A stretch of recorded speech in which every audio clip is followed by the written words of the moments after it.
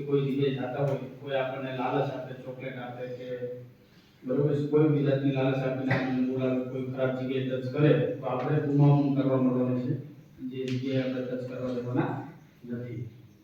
બરોબર છે, ગાડી નાખવાની છે, ના પાડવાની છે. તો તમે સ્કૂલમાં આવીને તમારા ક્લાસ ટીચરને કહી શકો છો. માનો કે ભાઈઓ શિક્ષક હોય એને ન કહી શકે કોઈ બેન, તો સ્ટાફમાં બેનોને તમે કહી શકો. બનાવવાનું છે. બરાબર છે, 10 9 8 10 98.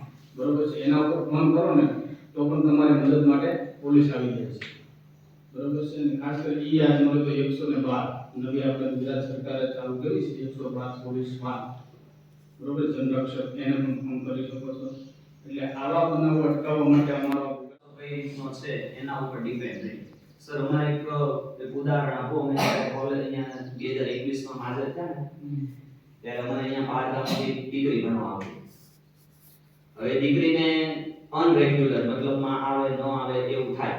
એટલે અમે એક દિવસ એને પૂછ્યું કે બેટા તમને કઈ પ્રશ્ન છે, ઘરે કોઈ પ્રોબ્લેમ છે, તમે તો અનરેગ્યુલર કેમ છો? તો એ બાળકી એવું અમને કીધું કે સર છોકરા સાયકલ લઈને અમારી સ્કૂલ ના હતા, રોડ વડે ઊભા હતા. તો હું આખો સામેથી લંબાઈ ચાન્સ આવે ઉપર ગાડી ઊભી રાખીને હું ઉપર, એટલે હું ઈ જોતો હતો. ડ્રોપ કરી રહ્યા છે. પપ્પા લેટ થઈ ગયા હતા ને ઓફિસ માટે, એટલા માટે. અંકલ ખૂબ જ સ્વીટ છે. આંટી તો બિઝી રહે છે. અંકલ તો ઘરેથી જ કામ કરે છે. એમનું ઘર પણ કેટલું સુંદર છે.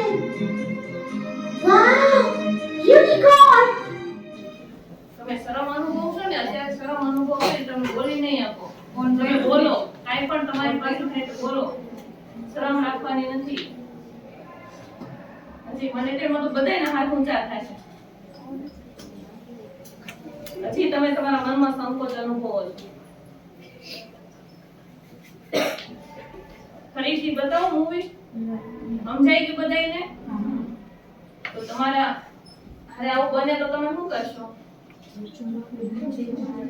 ખાલી હાથ ઊંચો કરો. બોલો તો બેન.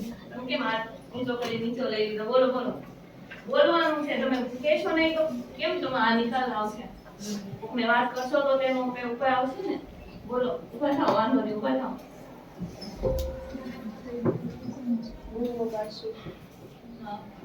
ફોન કર્યો, મમ્મી પપ્પા સાથે વાત કરી, ટીચર સાથે વાત કરી. હેલ્પલાઇન નંબર કયો છે? 10 58.